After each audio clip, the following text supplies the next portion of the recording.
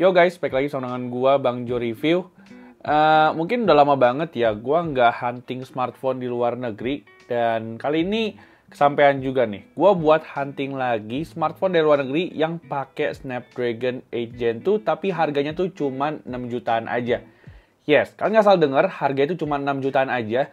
Dan mungkin buat teman-teman yang pengen lihat iklannya, berikut ini gue tampilin ya. Jadi ini adalah ZTE Nubia Z50 yang dimana ini bisa gue nobatin sebagai Snapdragon 8 Gen 2 termurah nih yang pernah gue temuin di tahun 2023. So jadi ini gue pakai layanan DHL, ini resinya tapi gue nggak kasih lihat. Dan di sini teman-teman bisa lihat ya, ini paket itu sebelumnya udah dibuka sama Bea Cukai, tapi ini di seal lagi gitu sama si tim Bea Cukainya. Jadinya smartphone ini tuh datang dengan jalur resmi, bayar pajak, jadinya emailnya pastinya bakal aman. Dan nanti mungkin gue bakal sambil coba juga ya, kira-kira emailnya tuh keblokir apa kagak. So di sini gue udah siapin cutter yang biasa gue pakai nih. Dan mungkin tanpa basa-basi kita langsung aja unboxing si paket smartphone-nya. Yuk.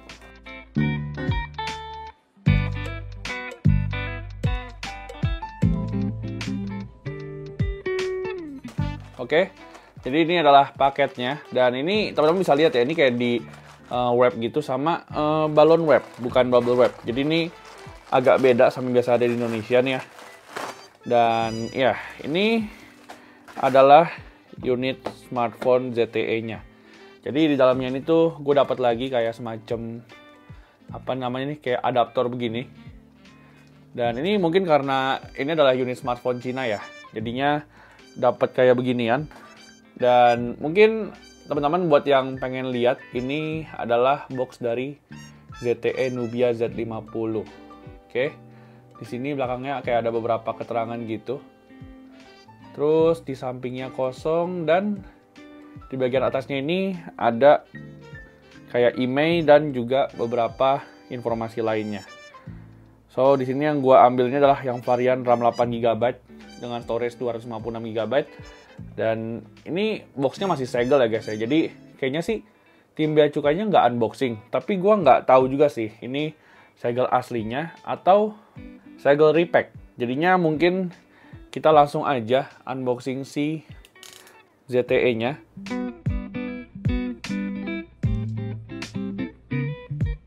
Oke, jadi ini adalah ZTE Nubia Z50 dan moment of truth, kita langsung aja unboxing smartphone-nya. Oke. Agak sedikit berat. Wow, ini sih berat banget guys. Wah. Oke sih, boxnya kayaknya solid nih. Oke, jadi ini yang bakal teman-teman lihat pertama kali, yaitu adalah smartphone-nya sendiri. Dan ini mungkin gue singkirin dulu ya. Gue bakal lihat apa aja yang dapat dalam paket pembeliannya. Oke. Di bawahnya ini tuh ada kayak kompartemen gitu. Nih. Dan di sini kalau seandainya gue buka, ini ada casing bawaannya guys, sama manual book dengan tulisan China. Sama ada juga di sini ada SIM ejector. Oke, kita singkirin lagi. Terus di bawahnya lagi nih, gue cukup suka karena packaging charger sama kabel itu dikemas dengan sangat baik. Dan ini dibagi kayak jadi dua kompartemen gitu ya. Jadi di dalam box ada boxnya lagi.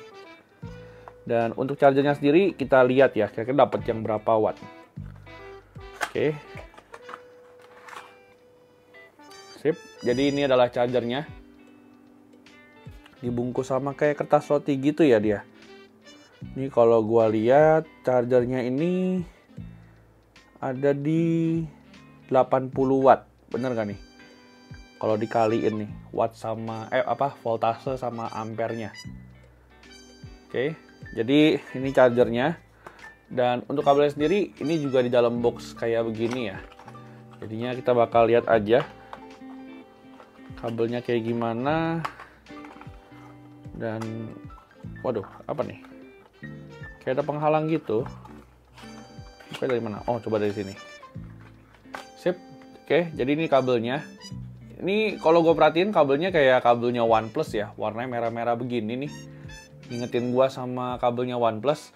Dan ini kalau gua lihat, ini USB Type-C to Type-C ya. Tuh. Kabelnya udah USB Type-C to Type-C. Terus kita singkirin dulu mungkin ini semua.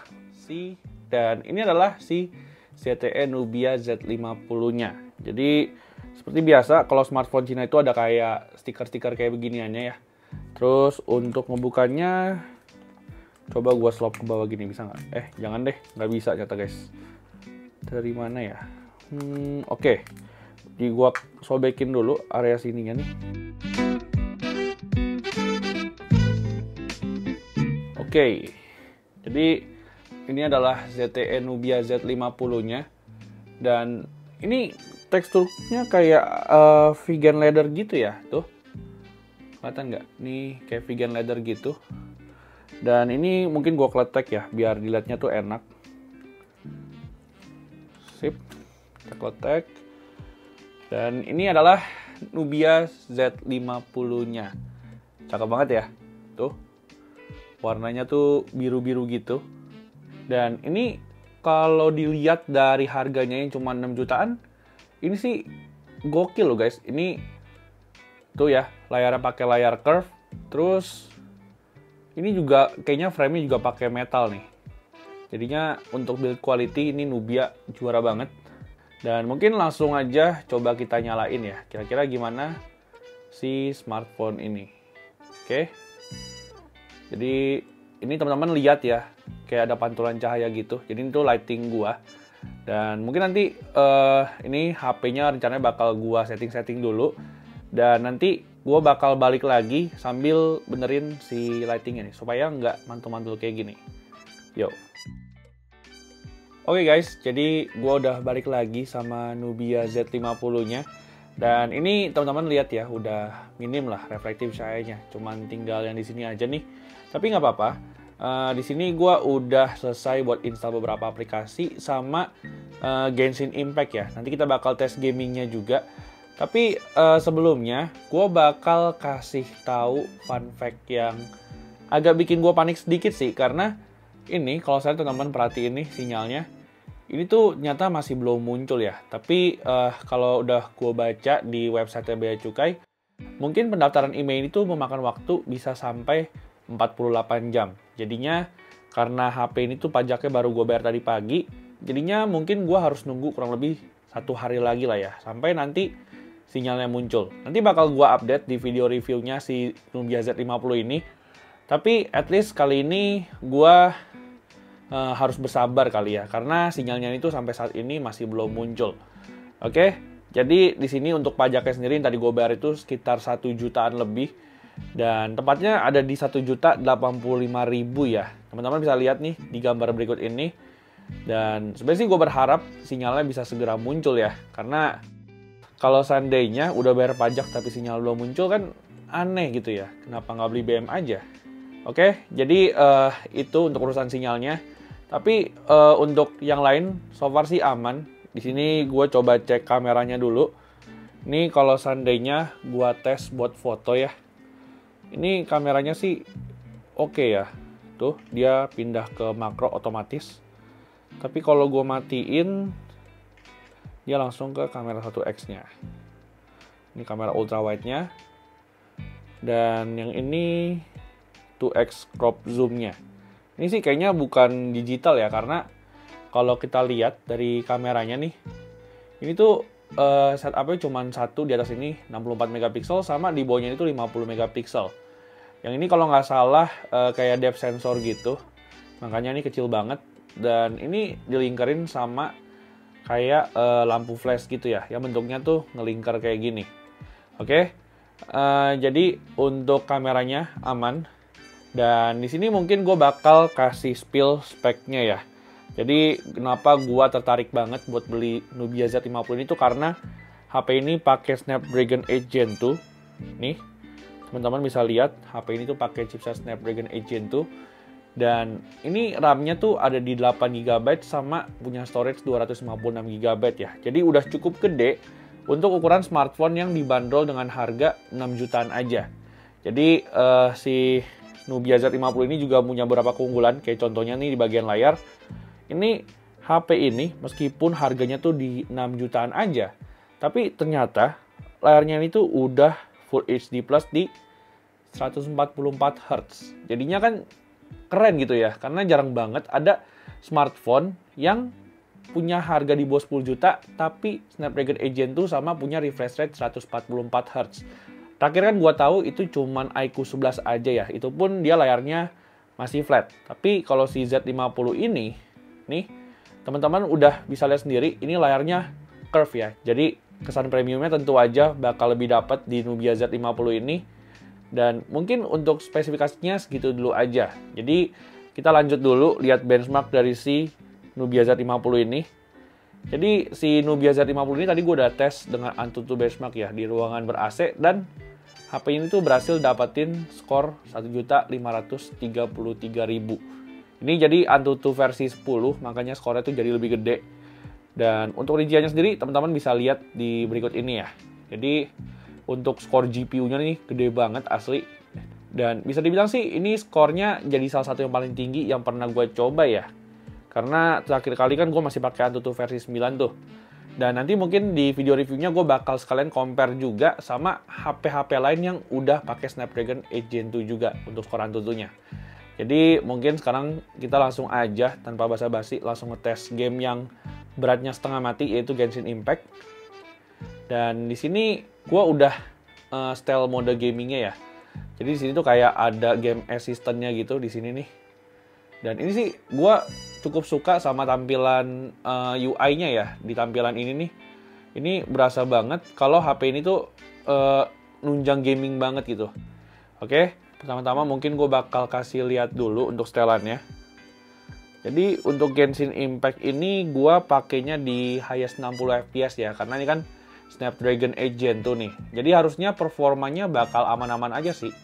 Tapi karena ini adalah flagship, jadi gue langsung geber aja di gurunya Sumeru nih. Dan ini coba kita tes jalanin lah ya. Oke.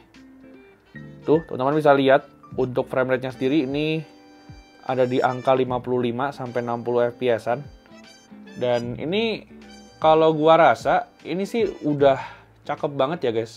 Tuh, teman-teman bisa lihat frame rate-nya nih stabil di 60 fps.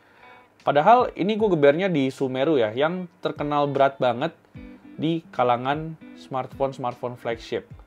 Jadinya satu hal yang positif juga, ini mengingat adalah HP yang harganya 6 jutaan. Dan menurut gue sih, kalau teman-teman nyari smartphone yang untuk digeber gaming kayak gini, kayaknya Z50 ini cocok sih. Tuh ya, performanya kenceng banget. Dan ini gue coba pakai battle pun juga nggak ada frame drop sama sekali guys. Tuh. Oh, ada sih sedikit, cuman nggak yang signifikan banget loh. Tuh ya. Teman-teman bisa lihat di grafik display yang di sini nih. Kalau kelihatan. Ini turunnya tuh paling cuma ke 50-an aja. Tapi nggak sampai ke 40-an gitu. Jadinya mungkin buat teman-teman yang pengen beli HP ini buat gaming sih, gue cukup bisa rekomenin lah ya. Meskipun gue belum pakai HP ini tuh dengan durasi yang lama gitu. Oke. Jadi palingan untuk tes gamingnya gitu dulu aja. Dan oh iya, sebelum lupa gue pengen kasih lihat juga ya. Jadi untuk sistem operasinya ini tuh udah pakai Android 13. Dan nama UI-nya tuh agak aneh ya, namanya MyOS. Gue tuh belum pernah coba UI ini. Tapi kalau gue lihat dari tampilannya sih ini lumayan mirip sama Huawei ya. Gue nggak tahu kenapa. Tapi kalau ngelihat icon-iconnya ini gue keinget sama HP-nya Huawei aja gitu. Jadinya palingan untuk video unboxingnya segini dulu aja. Dan mungkin buat teman-teman yang penasaran lebih lanjut sama Nubia Z50 ini, langsung aja bisa menuju link yang udah gue taruh di kolom deskripsi kali ya. Sama mungkin buat teman-teman yang pengen nungguin reviewnya, pastiin teman-teman udah subscribe channel ini dan nyalain lonceng notifikasinya. Oke, jadi palingan segitu dulu aja. Jangan lupa buat teman-teman untuk like channel ini dan juga subscribe channel ini. Dan kita jumpa lagi di video selanjutnya. Bye-bye.